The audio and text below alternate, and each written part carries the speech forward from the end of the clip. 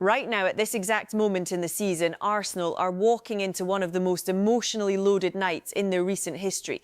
Not because the draw is necessarily the hardest they could have faced, not because Lisbon is an impossible venue, but because of everything that has happened in the weeks leading up to this night, and because of the one man who will walk onto that pitch wearing an Arsenal shirt while 50,000 Sporting supporters remind him of every goal, every moment and every decision he made to leave. Victor Gyökeres is going back. That alone tells you this is not a normal quarter-final. This is personal. This is layered. And for Arsenal, this could not have come at a more defining moment in their entire season. Let us set the scene properly, because the context here matters enormously. Arsenal arrived in Lisbon having lost their last two competitive matches, a 2-0 defeat to Manchester City in the Carabao Cup final, and then less than a fortnight later, a 2-1 loss to Southampton in the FA Cup quarter-final. A Championship club ended Arsenal's cup dream. That result stung in a way that statistics alone cannot fully capture. The quadruple is gone, the treble is gone, the treble is gone. What remains now is the Premier League, where Arsenal still lead, and this competition, 2 targets, that is all Mikel Arteta has left to fight for this season. And so the tone in which Arsenal travel to Lisbon is not comfortable. It is not arrogant. It is wounded. It is determined. And if you understand football at all, you know that a wounded Arsenal squad refocused entirely on a single European night is an extremely dangerous thing. Here is what makes this quarter-final so significant. Arsenal have never won the UEFA Champions League. They have reached this stage 7 times. The history of this club in this competition is a story of almost, of potential unrealised, of nights where the margin was just too thin. This time the squad is different. This time the manager has built something that genuinely looks capable of going all the way. And this time the only thing standing between Arsenal and a first ever Champions League semi-final in back-to-back seasons is a Sporting CP side that the rest of Europe has quietly been underestimating all tournament long. If you want the kind of analysis that goes beyond headlines, if you want the details that actually explain what is happening and why, hit that subscribe button right now and join the Linda Arsenal Updates community. This channel exists for exactly these nights. Now let us go deeper, because there are 3 layers to this story that you need to understand fully. The first thing to analyse here is what Mikel Arteta is working with going into this match. And the picture is both encouraging and complicated at the same time. The encouraging news came directly from Arteta in his pre-match press conference. He confirmed with characteristic directness that Declan Rice, Gabriel Magalhaes and Leandro Trossard are all available. His exact words were simple: Rice, Gabriel and Trossard available. Yes, yes and yes. 3 words each, no ambiguity. For a manager who is often careful in how he communicates injury information publicly, that level of clarity is significant. It tells you these 3 players are not just available in name only, they are expected to start. Now think about what Declan Rice means to this Arsenal team. When he is not on the pitch, Arsenal lose a dimension that no other player in this squad can fully replicate. His ability to protect the back 4, his relentless pressing, his physicality in midfield duels and his capacity to carry the ball through the lines under pressure, all of it becomes absent when he is missing. The 2 cup defeats happened in a period where the squad was already thinned by absences and fatigue from international duty. Rice withdrawing from England's squad to rest was the right call, and the evidence is clear now. He is back, he is rested, and he is available for the biggest night of Arsenal's European season so far. The predicted lineup, based on what is known, puts David Raya in goal. At right-back, Ben White, who comes into this match carrying the memory of a costly mistake in the FA Cup. That kind of moment either breaks a player or sharpens them. The evidence from White's career suggests he responds well to adversity. William Saliba partners in central defence with the question of whether Gabriel Magalhaes is fit enough to start or whether Christian Mosquera fills in alongside Saliba.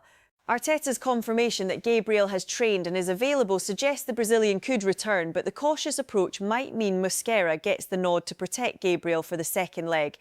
Ricardo Calafiori completes the back 4 at left-back, and the sense is that Arteta sees the Italian as a creative force in this run-in, someone capable of bringing something different down that left channel. In midfield, Martin Zubimendi and Declan Rice form the base, with Martin Odegaard in a more advanced position, continuing to build back his fitness after his injury spell. The captain's performances have been improving, and a European night in Lisbon feels like exactly the kind of occasion Odegaard lives for. In the forward positions, with Bukayo Saka absent, the right side of attack becomes the most interesting selection question. Noni Madueke is the name being discussed as the player to fill that role. He is quick, direct and capable of the kind of individual moment that can change a match. On the other side, the situation between Leandro Trossard and Gabriel Martinelli depends on who Arteta trusts most to deliver on the night. Trossard has overcome a hip problem and travelled with the squad, which is significant. His return adds depth and experience to that position. And then there is Gyökeres, the number 9, the man who this entire fixture orbits around on multiple levels, but we will come back to him. Now let us turn to the home side, because understanding what Sporting are missing is just as important as understanding what Arsenal have available. Rui Borges is preparing for what he himself described as possibly the most difficult selection of the entire season. And when you look at the absences, you understand why Morten Hjulmand will not play. He is suspended after collecting yellow cards in both legs against Bodo Glimt in the previous round. And this is not a routine suspension. Hjulmand is Sporting's captain. He is the midfield anchor around whom their entire pressing structure is organised. He sets the tempo. He breaks up transitions. He provides the leadership and tactical intelligence that holds the system together. Losing him for a Champions League quarter-final first leg at home is a significant blow. Hidemasa Morita steps in, and Morita is a competent player, but the gap between him and Hjulmand in a match of this magnitude is real. Beyond Hjulmand, the injury list is long. Giovanni Quenda, the highly rated young winger who has been one of the most talked about young players in European football, is absent with a broken foot. His move to Chelsea in the summer already confirmed, but right now he is simply not available. Luis Guilherme is out with an ankle problem. Fotis Ioannidis is missing with a knee injury. And Nuno Santos remains a doubt with a thigh issue. These are not peripheral players. These are real absences that limit Borges' attacking options and reduce the flexibility he would normally have in terms of how he sets his team up. The positive for Sporting is the return of Pedro Goncalves, known as Pote, from injury.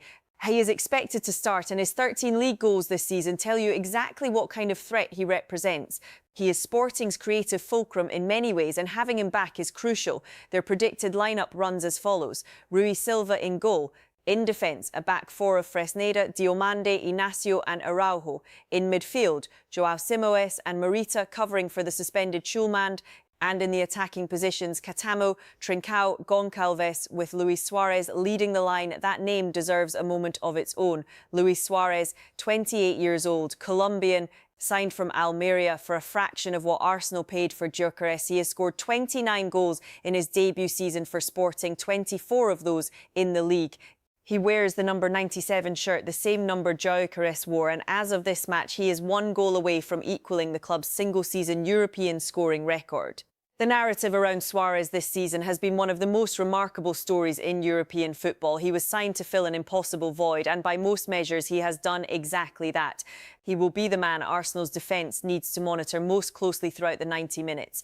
Rui Borges spoke in his pre-match press conference with a clarity and confidence that was notable. He addressed the idea that Arsenal coming into this match wounded after 2 cup exits might make it easier for Sporting. His view was the opposite. He said he does not believe that facing Arsenal now is the best time to play them, because great teams come more rigorous, more focused and more eager to show their ability after difficult moments. That is an honest and tactically intelligent read of the situation. Borges is not underestimating what Arsenal carry into this match emotionally. He also spoke about Gyökeres directly, acknowledging that Gyökeres and Diomande are both super competitive players and that at some point between the two of them there was a spark in the good sense of the word. But he was quick to point out that Sporting have 4 strong central defenders capable of dealing with the challenge. That is not overconfidence. That is a manager managing a narrative. Now we arrive at the part of this story that goes beyond tactics and formations, the part that makes this particular quarter-final different from most. Victor Gyökeres left a Sporting CP under circumstances that were far from clean. He scored 97 goals for the club, 97, in a remarkably short period of time. He was not just their top scorer, he was the engine of their entire attacking identity. And when it became clear he wanted to leave, the process was not smooth. There were reports of a failed pre-season appearance, disciplinary proceedings, an agent who waived commission just to get the deal over the line. The relationship between Gyökeres and the club did not end neatly, and now he returns to the Estadio José Alvalade in a Champions League quarter-final wearing Arsenal's colours. The reception he receives from the crowd will tell its own story about how Sporting supporters process that departure. Some departures are forgiven, others are not. And given the circumstances described around how this transfer unfolded, the atmosphere around Gyökeres on Tuesday night is going to be something to watch very carefully. Arteta himself confirmed that he spoke to Gyökeres about Sporting before the match, not just about tactics, about the culture, about the dynamics of the club, about information that Arsenal could use in their favour. That is a manager being thorough. That is a manager understanding that inside knowledge about an opponent can be the difference in moments that matter. Now, the historical record between these two clubs adds another dimension to the analysis. Sporting CP have never beaten Arsenal in a single match in regular time. Never. And Portuguese clubs have lost all 9 of their Champions League quarter-final ties against English opposition, 9 from 9. That record is not a guarantee of anything. But it is context that matters. The most recent meeting between these sides was a 5-1 Arsenal victory in Lisbon back in November 2024. The memory of that result sits in this quarter-final as both a warning and a reference point. Sporting know what Arsenal can do when at full capacity on their own pitch. Arsenal know that the Estadio José Alvalade looked very different in a European knockout night to a league phase group match. The last time these clubs met in a knockout format, it was in the Europa League in 2023. Sporting went through on penalties after Arsenal could not convert when it mattered most. That remains the one piece of history that Sporting can point to and say, we have found a way to stop them before. Let us be direct about the form conversation because it is more nuanced than the headline suggests. Yes, Arsenal lost to Manchester City in the Carabao Cup final 2-0. And yes, they lost to Southampton in the FA Cup 2-1, back-to-back defeats for the first time this season. The optics are difficult and the narrative around the club has shifted. But here is what the numbers also say. Arsenal are the only team in the Champions League this season who have not lost a single match, not one. Their defensive record in the competition is exceptional, conceding at a rate of approximately half a goal per match across the entire tournament. David Raya has prevented 7.4 goals based on expected goals on target since the start of last season. That is not a goalkeeper in poor form. That is one of the best goalkeepers in Europe performing at an elite level. And in the Premier League, Arsenal sit 9 points clear at the top of the table with 7 matches remaining. You do not achieve that kind of dominance through luck or through opposition weakness. You achieve it through consistency, organisation and quality. Sporting, on the other hand, have been exceptional at home. 17 consecutive wins in all competitions at the Estadio José Alvalade.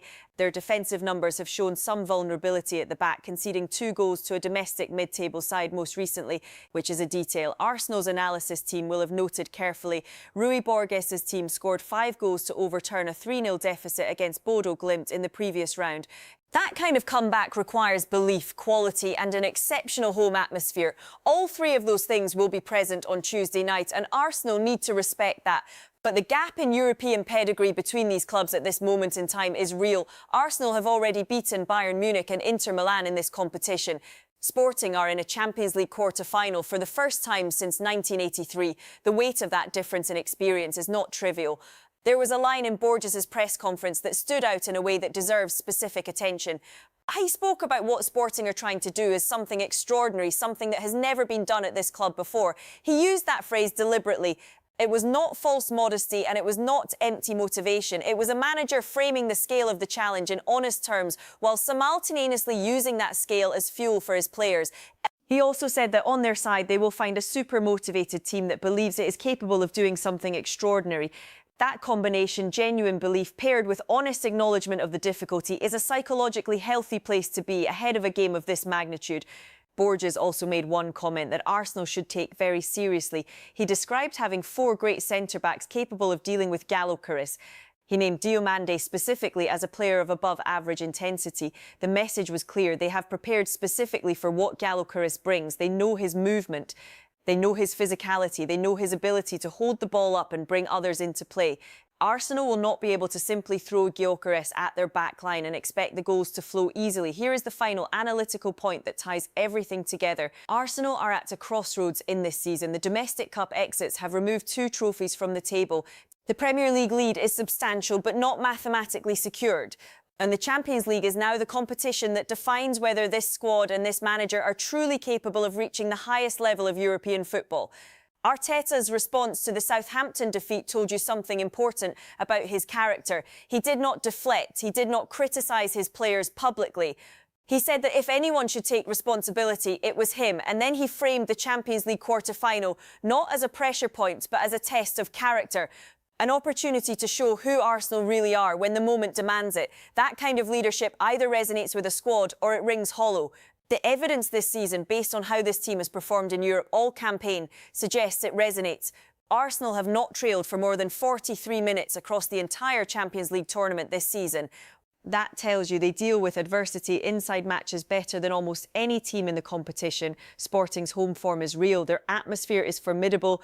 Their attacking quality, even without several key players, remains significant. Luis Suarez chasing a European scoring record, Francisco Trincao as a creative threat, and Pedro Goncalves returning to add quality in the attacking midfield areas. This is not a side Arsenal can approach carelessly, but Arsenal come in with Declan Rice back, with Odegaard continuing to build rhythm, with David Raya behind a back four that has been one of the best defensive units in Europe all season, with a number 9 who knows every corner of that stadium and every weakness in Sporting's defensive structure because he played there himself.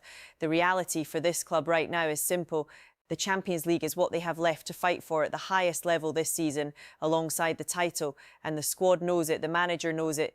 And based on everything that is confirmed heading into this first leg, the players who matter most are available. The story of Arsenal's European campaign this season has been written in clean sheets and controlled performances.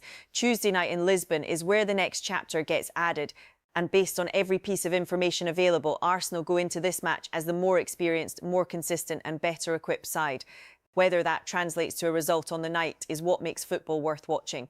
This has been Linda Arsenal Updates. If this analysis gave you something to think about, subscribe to the channel, share this video and leave your thoughts in the comments. Were you surprised by any of the team news coming out of Arteta's press conference? How do you think Gyökeres handles the atmosphere at the Estadio José Alvalade? Let me know below. I will see you for the reaction video after the match.